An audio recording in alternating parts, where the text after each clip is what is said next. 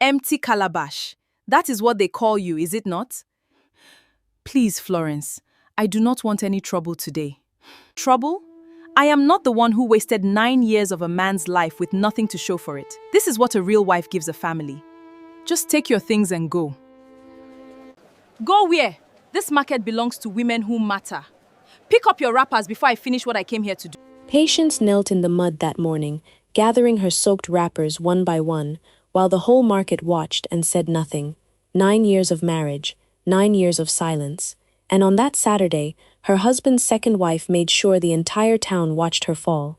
But what nobody in that market knew, not Florence, not Mama Comfort, not even Michael himself yet, was that God had already started writing his reply.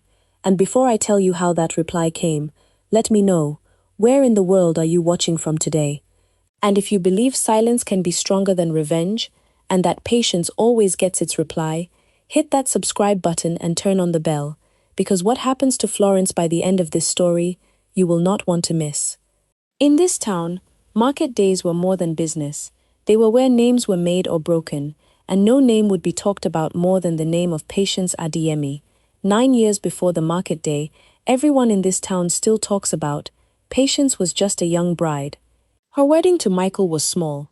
No band, no long line of cars, just family, a few friends, and a mother-in-law who stood at the back of the hall with her arms folded, watching everything with tired eyes. That mother-in-law was Mama Comfort. From the very first day, she did not hide how she felt. She wanted more for her only son, like a bigger wedding and a wife with money behind her name. Instead, Michael had chosen a girl who sold cloth by the roadside, but Michael did not care what his mother thought that day. He looked at Patience, the way a man looks at someone he is proud to call his wife, and for a while, that was enough. Michael was building his transport business back then, with just 2 old buses and a dream. Patience worked twice as hard. Every morning, before the sun was fully up, she was already at her fabric shop, arranging wrappers and lace by color, greeting every customer like family. She did not have money to advertise. She had her hands, her patience, and her respect for people. Slowly, the market women began to trust her. They called her the quiet one who never cheats a customer. That name meant more to her than gold. Years passed. Michael's business grew, and Patience's shop grew with it. From the outside, their marriage looked like a story other young couples in town wanted to copy. But inside their home, something was missing, and everyone around them made sure she never forgot it. No child. At first, it was small talk. An aunt would ask if there was any good news yet at a wedding. A neighbor would smile a strange smile when Patience passed by holding another woman's baby.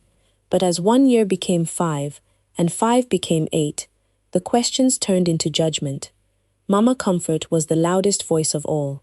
At family meetings, she would compare Patience to other wives in the family who already had 2 or 3 children. She would say that a woman is not complete until she is called mother, speaking loud enough for Patience to hear from the kitchen. Michael would sit quietly during these moments, saying nothing to defend his wife, and that silence hurt Patience more than the words themselves. Patience never replied to any of it.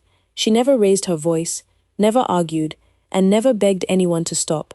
She simply woke up the next day and returned to her shop, greeted her customers, and prayed at night when no one was watching. She believed that her turn would come in God's time and not man's time. But patience, however strong, cannot stop a plan that is already moving in secret. One evening, while Michael was closing up his office after a long day, his mother appeared at the doorway, with her face set in a way he had learned to fear since he was a boy. She did not sit down, and she did not waste time with greetings. "I have found a solution," she told him, her voice calm but firm, like someone who had already made up her mind long before this conversation began. Michael frowned, unsure what she meant, and asked, "Solution for what, Mama?" "For this family," she said, "for your name, for the child this house is still waiting for." Michael's chest went tight. He already knew somehow, before she said the next words, that his peaceful life was about to change forever. "I have found you a second wife," Mama Comfort said. "Her name is Florence. She is ready, she is willing, and she will give you what patience has failed to give you in 9 years. Michael opened his mouth to protest, but his mother raised her hand to stop him. You have 3 months, she said, turning to leave. After that, I will make the decision for you. Mama Comfort did not wait for 3 months. Within weeks she had already arranged everything, moving with the speed of someone who had planned this long before she ever spoke to her son. She brought Florence to the family house on a Sunday afternoon, dressed her in the finest lace she could find, and presented her the way a trader shows off the best item in the shop. Florence greeted every elder with a bow. She spoke softly to Mama Comfort, calling her Ma with so much respect that even the neighbors watching from their windows were impressed. She smiled at Michael in a way that made him forget, for a moment, all the doubts sitting quietly in his chest. To everyone watching, Florence looked perfect, beautiful, humble, and full of promise. She spoke about children the way other women speak about dreams, telling the family she could already picture herself carrying Michael's child, giving this family the joy it had been denied for 9 long years. Michael, worn down by years of pressure from his mother and the silent shame that followed him at every family gathering, found himself agreeing to a marriage he was never fully sure he wanted. Deep inside, a part of him still respected Patience and remembered the years she stood beside him with nothing but hard work and quiet loyalty. But that part of him grew quieter every time his mother reminded him of his duty. Nobody in that family house knew what Florence was hiding. Later that same night, far from Mama Comfort's watching eyes, Florence sat inside a small mechanic shop on the edge of town, across from a man named Emeka. He was not new to her life. He was the reason her heart had never fully belonged to any other man, long before Michael's name ever entered her world. You are really doing this? Emeka asked her, his voice low, and his eyes searching her face for a reason to stop her. Florence did not look away. I am tired of counting coins, Emeka. That family has money, and that family has comfort. I am not doing this for love. I am doing this so we can finally live the way we always wanted. Emeka said nothing for a long moment, and then he asked the question that mattered most. And after? When you already have what you want from him. Florence's answer was simple, cold, and certain. After, I come back to you. This marriage is only a bridge, Emeka, and nothing more. Before that night ended, Florence proved to herself and to Emeka just how far she was willing to go to protect her plan.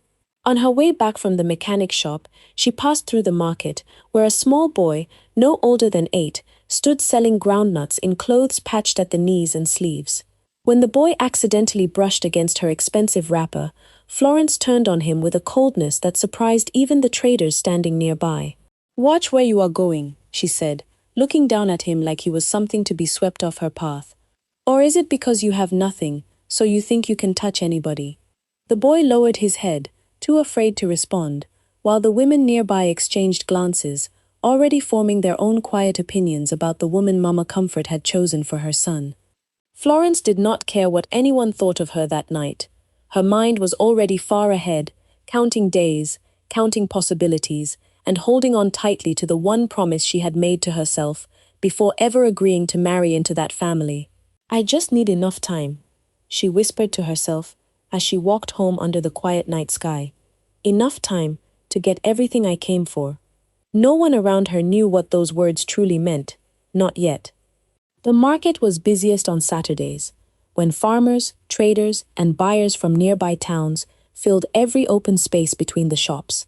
It was on one of these busy Saturdays that something happened, something the women of that market would talk about for years to come. Florence arrived at the market that morning, heavy with pregnancy, dressed in fine lace that cost more than most traders made in a month.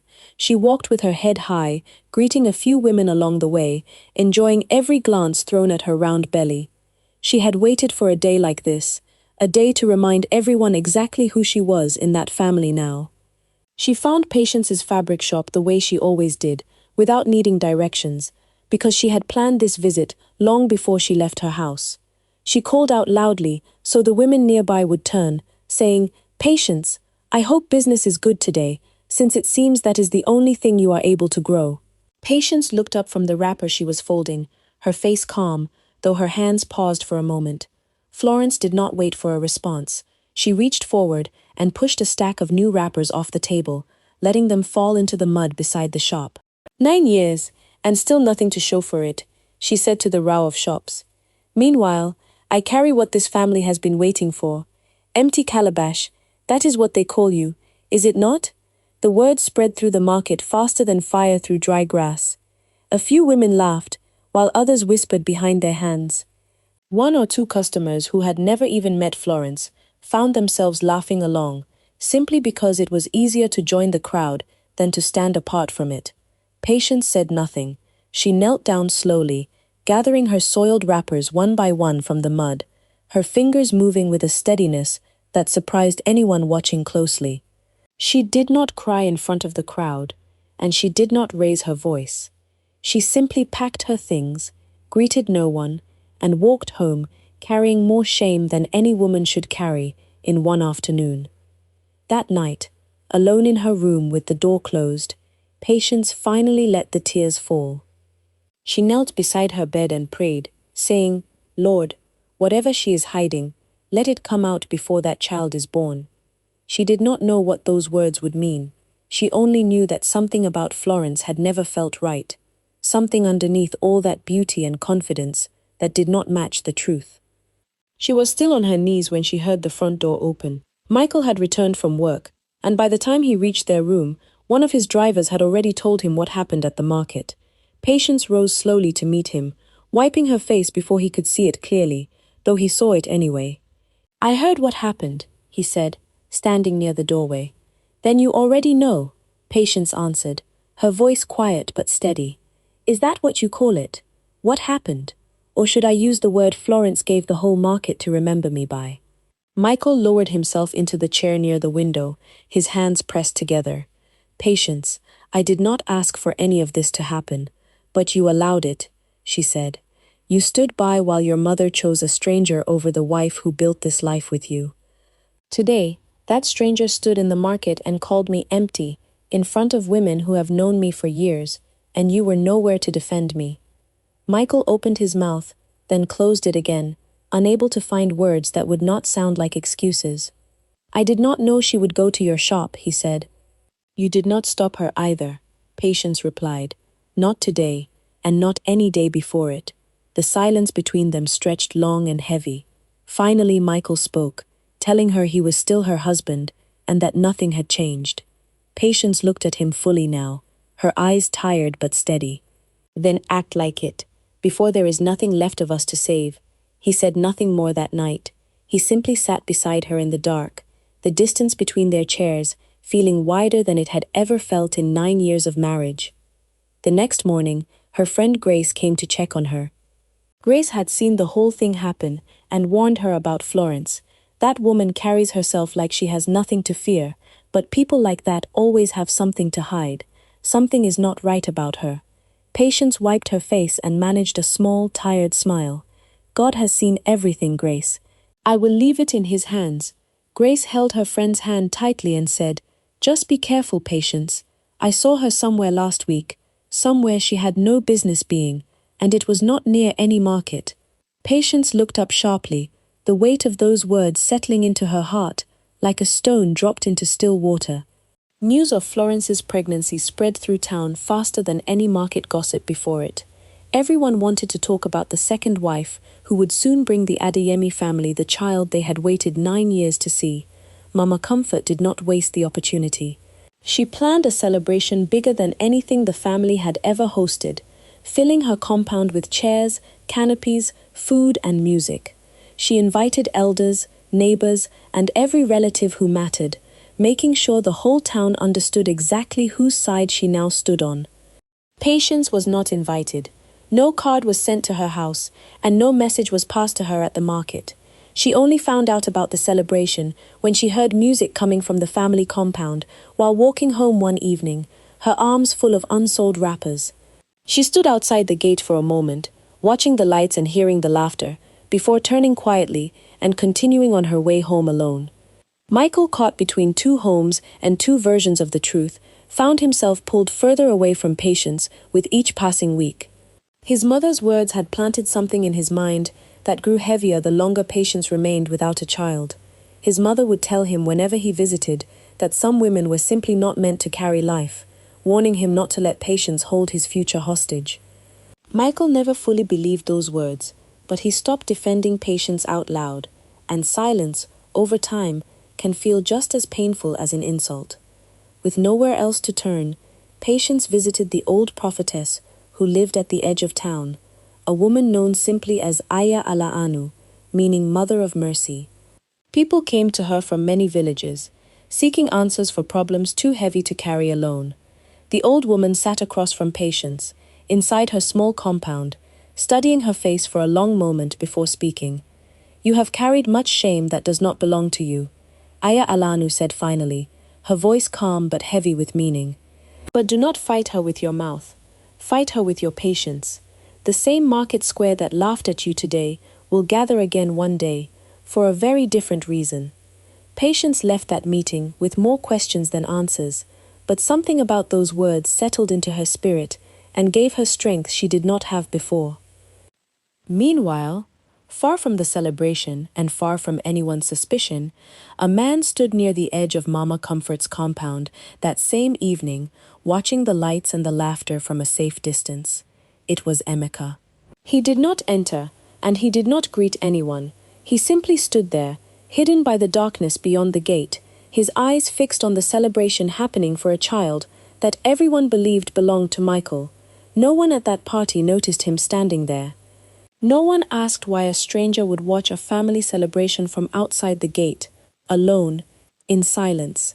But somewhere in that crowd of laughing relatives and proud family members, the truth was already waiting quietly in the dark, patient as it gathered strength for the day it would finally step into the light.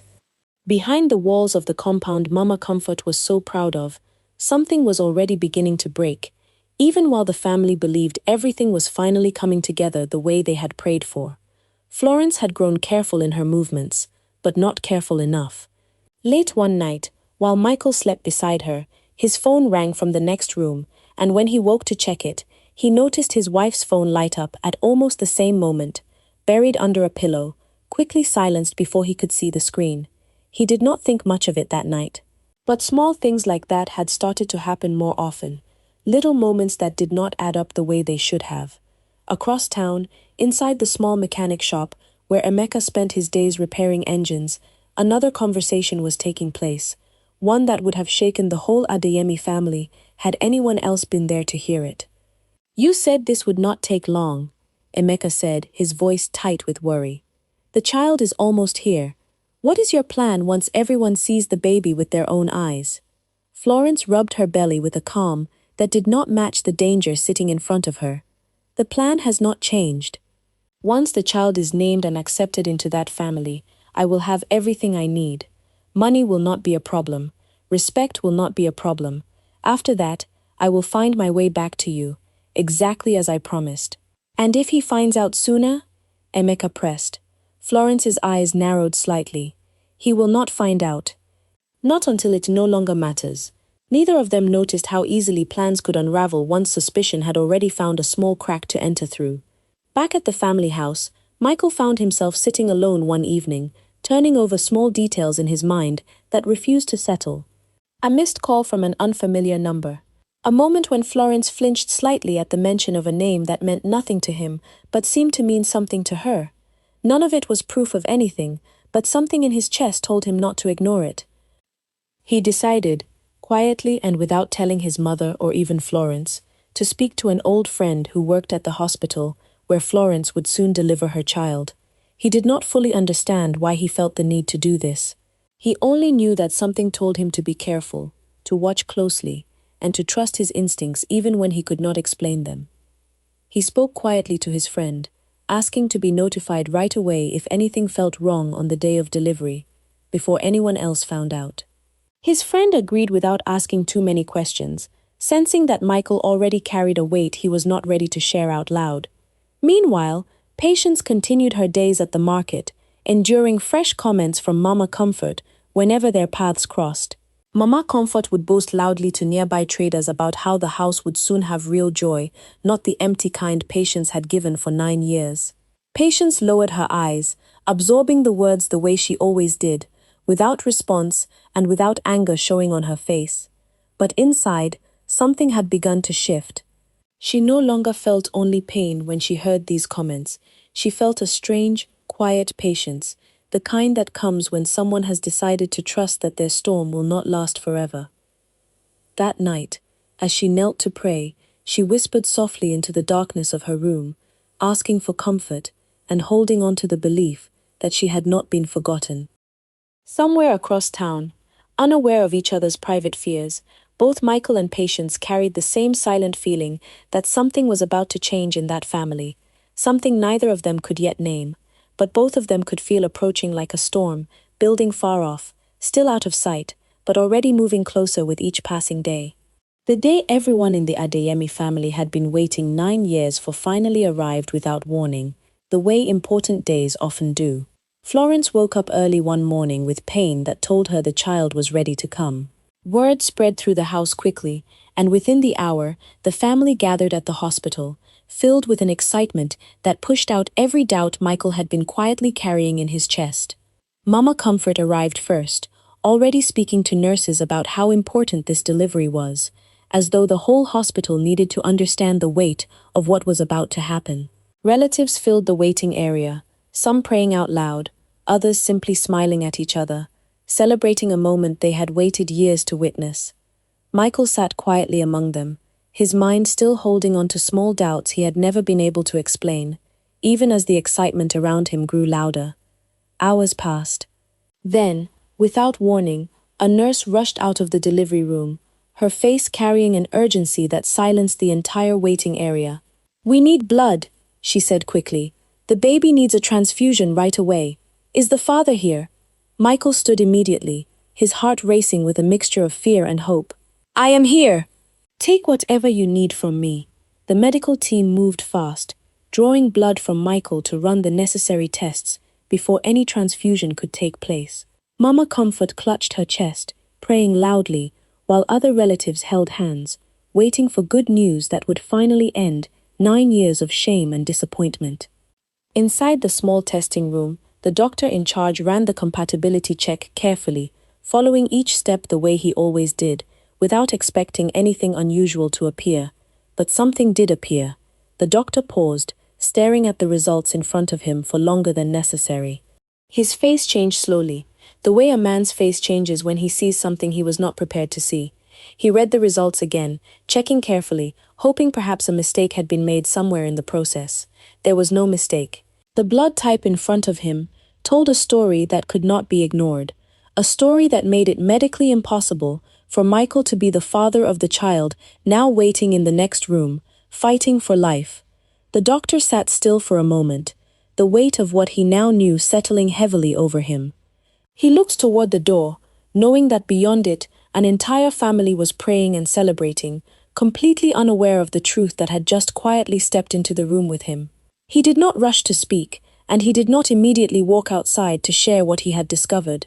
Instead, he sat there in silence, staring at the paper in his hands, understanding fully that whatever he said next would change everything for the family waiting just beyond that door. A soft knock came at the door behind him.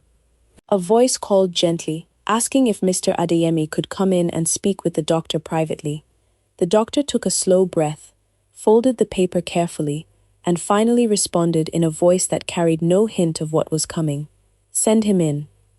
Michael stepped into the small room where the doctor sat waiting, his heart still racing from the joy and fear of the past few hours. He expected news about his child. He did not expect what came next.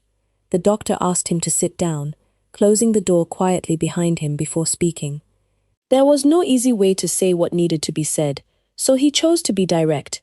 "Mr. Adeyemi," he began, "the blood test we ran to check compatibility for the transfusion showed something unusual.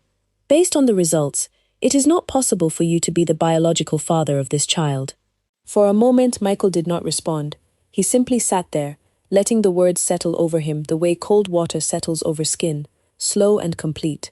"That cannot be right," he said finally, his voice quiet. "There must be some mistake." The doctor shook his head gently. "I checked twice, sir. Blood type does not lie. I understand this is difficult to hear, especially today of all days.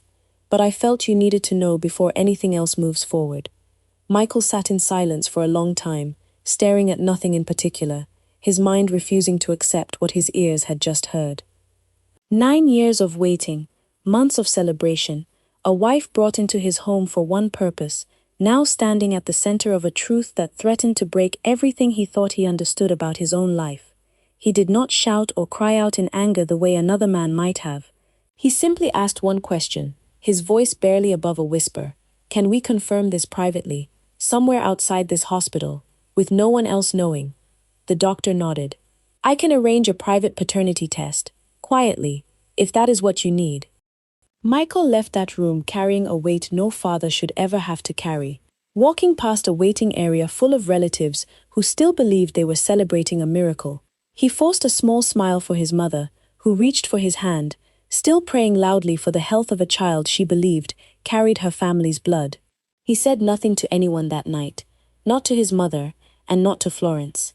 He carried the secret home with him, sitting quietly in the dark, long after everyone else had gone to sleep, waiting for a set of results that would either confirm his worst fear or somehow, impossibly, prove the doctor wrong. Meanwhile, across town, Florence lay in her hospital bed, surrounded by flowers, gifts, and relatives who took turns holding the newborn child everyone believed belonged to Michael. She smiled for every photo, accepted every blessing, completely unaware that somewhere outside that room, the ground beneath her plans had already begun to shift. Mama Comfort sat beside her, glowing with pride, already making plans for a naming ceremony bigger than anything the family had ever hosted. "This child will carry our name into greatness," she told everyone who would listen. "God has finally answered us." No one in that room noticed Michael's silence. No one noticed the distance in his eyes whenever he looked at the child sleeping peacefully in his mother's arms. Days passed slowly, each one heavier than the last.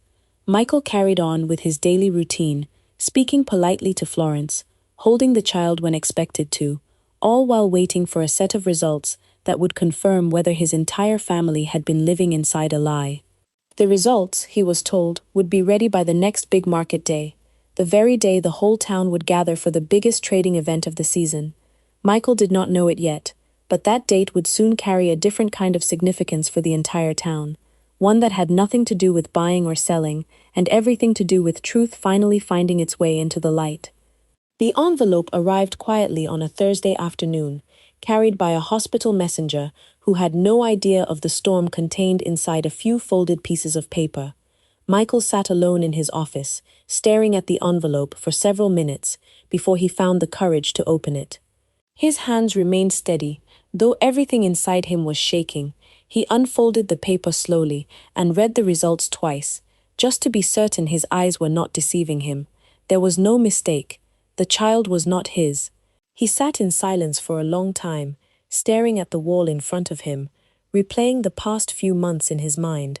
The wedding his mother had rushed, the promises Florence had made about giving this family what it needed, the quiet doubts he had chosen to ignore because it was easier than facing them. That evening, Michael returned home earlier than usual, finding Florence in the sitting room, feeding their child while humming softly to herself, completely unaware of what her husband now knew. "We need to talk," Michael said, his voice calm, but firm enough to make Florence look up immediately. Something in his tone told her this was not an ordinary conversation. She placed the child gently in her cot nearby and turned to face him fully. "I received the paternity results today," Michael said, placing the folded paper on the table between them. "This child is not mine." The room went completely silent. Florence's face changed slowly, moving from confusion to fear, and finally settling into something closer to resignation, as though a part of her had always known this moment would eventually come. When she tried to speak, Michael cut her off quietly, telling her not to lie to him again, but to simply give him the truth. "His name is Emeka," she confessed, her voice quiet but steady. "We were together long before I ever met you. I never stopped loving him. When your mother came to me with this marriage, I saw an opportunity to escape the poverty I grew up in. I convinced myself I could build a life here, take what this family had to offer, and eventually find my way back to him once I was financially secure." Michael listened without interrupting, feeling something inside him break quietly, piece by piece, with every word she spoke. He asked her slowly if the pregnancy was ever a mistake. "I knew from the beginning whose child this was," Florence answered, shaking her head. "I hoped foolishly that no one would ever find out." Michael sat back, absorbing the full weight of her confession. He did not shout, and he did not throw anything across the room the way another man in his position might have. Instead, a strange quiet calm settled over him, the kind that comes when a man finally understands the true shape of the storm he has been standing inside for months. "You brought shame into this house," he told her, "the same shame you used to humiliate a woman who did absolutely nothing wrong." Florence said nothing, unable to defend herself against a truth she could no longer hide. Michael stood slowly, walking toward the window and staring out into the darkness for a long moment before speaking his final words that night. "You humiliated her without shame, without anyone stopping you," he said, his voice quiet but certain. "I will not make the same mistake of staying silent again. Whatever happens next, I will not hide the truth to protect this family's image anymore." The morning started like any other for Patience. She opened her shop early, arranged her wrappers by color, the way she always did, and greeted her first customers with the same warmth she carried every single day, even after everything she had endured. By mid-morning, business was steady. A few regular customers stopped by, chatting with her about fabric and prices, the ordinary sounds of market life filling the air around her shop.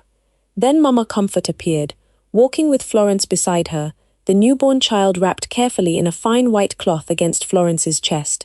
Patience noticed them from a distance and felt her stomach tighten, though she kept her hands steady, folding a wrapper for the customer in front of her. Mama Comfort walked straight up to the shop, not bothering with a greeting. "We came to show you what real blessing looks like," she said, loud enough for the two customers nearby to hear. "Since your own body could not manage it." Florence stepped closer, adjusting the baby in her arms, so the cloth fell back slightly, revealing the child's face. "Look well," she said, a small satisfied edge in her voice. "This is what this family has been waiting 9 years for, and it happened without you." Patient's customers, uncomfortable, began quietly gathering their things, though a few stayed close, unsure whether to leave or stay. Patience set the wrapper down slowly, her hands trembling slightly, though her voice remained calm. "You have your child," she said softly. "I wish you peace with it."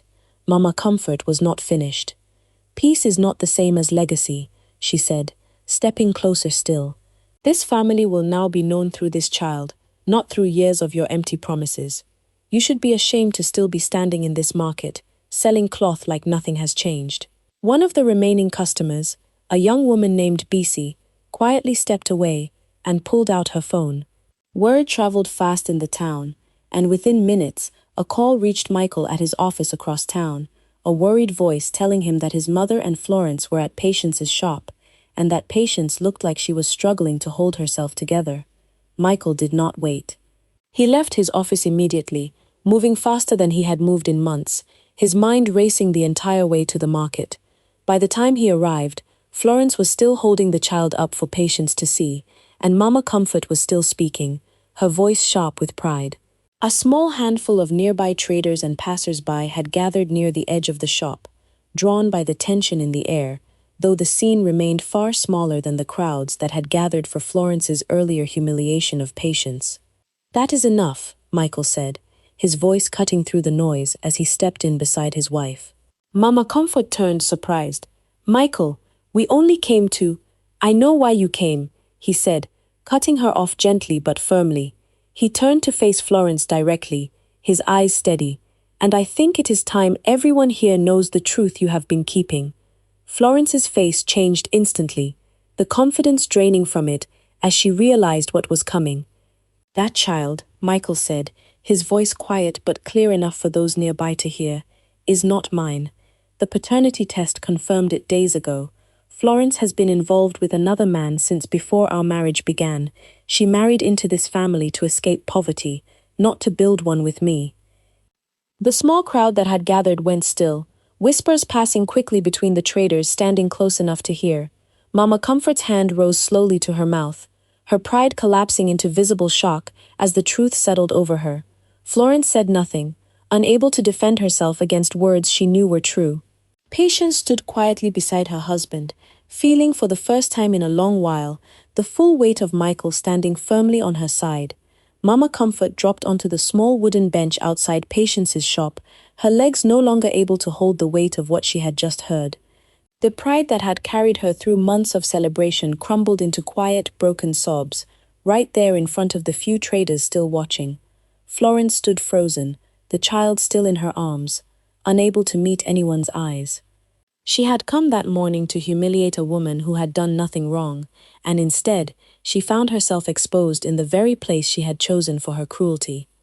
All eyes slowly turned toward Patience, waiting to see what she would do, half expecting her to finally release the anger she had carried silently for so long. But Patience did not raise her voice. She did not point a finger or demand an apology in front of the small crowd. She looked at Florence with an expression that held no anger, only quiet sadness. "I forgive you," Patience said softly, her voice steady. "Not because you deserve it, but because I refuse to carry hate the way you once carried pride." The traders standing nearby exchanged glances, some shaking their heads, others already whispering the story to anyone who had missed it, though the moment itself remained small, quiet, and far removed from the noise of a larger crowd. Michael stood close beside Patience, his hand resting gently on her shoulder, the same silence from months earlier, now replaced with something steady and certain. As the small gathering slowly began to thin, Florence turned and walked away without a word, carrying the child, and whatever remained of her pride, back toward whatever life waited for her next. Patience suddenly felt a wave of dizziness pass through her. She placed a hand against the edge of her table, steadying herself, unsure of what was happening to her body in that moment. Michael noticed immediately, his hand moving to support her. "Are you all right?" "I do not know," Patience said quietly, taking a slow breath. "I have never felt this way before." Within days, Florence packed her belongings and left the Adeyemi family house for good, her comfort and status gone as quickly as they had arrived. The lavish lifestyle she had enjoyed for months disappeared overnight, and she returned to the same poverty she had once tried so desperately to escape, this time without the family name to shield her. Mama Comfort, humbled by everything that had happened in front of the entire town, could no longer hold on to the pride that once defined her. She visited Patience quietly one evening, sitting across from her, with eyes that could not quite meet her daughter-in-law's gaze. "I judged you unfairly," Mama Comfort said, her voice heavy with regret. "I called you cursed when the real curse was hiding in the very woman I brought into this family. I am sorry, Patience, truly sorry." Patience reached forward and held her mother-in-law's hand gently. "The past is finished," she said softly. "Let us move forward from here." Weeks later, Patience began to notice changes in her own body, changes she had not felt in 9 years of marriage. Tired and unsure, she visited the hospital quietly, half afraid to hope for something she had stopped expecting long ago. The doctor who examined her explained everything carefully. A condition she never knew she carried, something quietly treated months earlier, during a routine visit, had finally resolved itself. There had been no curse, no spiritual battle holding her back, only a medical issue that had silently corrected itself with time and treatment. She was pregnant. The news spread through the town just as quickly as the humiliation once had, though this time the story carried a very different feeling. Women who once whispered cruel words about her now spoke with quiet respect whenever her name came up. Traders who once laughed along with Florence now greeted Patience with warmth whenever she returned to her shop. Michael stood beside her through every step of the pregnancy, the doubts and distance of the past finally replaced with a devotion he now expressed openly, without fear of what anyone might think. Months later, on another busy market day, Patience walked through the same square where she had once knelt in the mud, gathering her humiliation piece by piece. This time, she walked with her head high, her new child resting against her chest, greeted warmly by women who once turned their faces away from her. Florence's name still came up occasionally in conversations around that market, though never with laughter anymore. Mothers used her story as a quiet warning to their daughters, a reminder that pride built on lies never lasts, no matter how confident it appears in the beginning. As patients passed through the market that day, greeted by smiles instead of insults, one truth remained clear to everyone who had watched her story unfold from beginning to end. She never fought her battles with her own voice. She never sought revenge with her own hands. She simply waited, prayed, and trusted that her reply would come, exactly the way it was always meant to. And in the end, everyone in the town finally understood what Patience had known quietly all along. God does not need our anger to fight our battles. He only needs our patience while He writes the reply. If this story touched you, remember this. The people who hurt you in silence will one day answer in the open, and the ones who stayed quiet with dignity will one day be celebrated for it. You do not need to fight every battle with your own hands. Sometimes, your peace is the loudest answer you can give. If you believe in patience, in quiet strength, and in a justice that always finds its way home, type Amen in the comments below. And if this story spoke to you, do not keep it to yourself. Share it with someone who needs to hear that their turn is still coming. Do not forget to like this video and subscribe to the channel so you never miss another story of patience, betrayal, and the reply that always comes.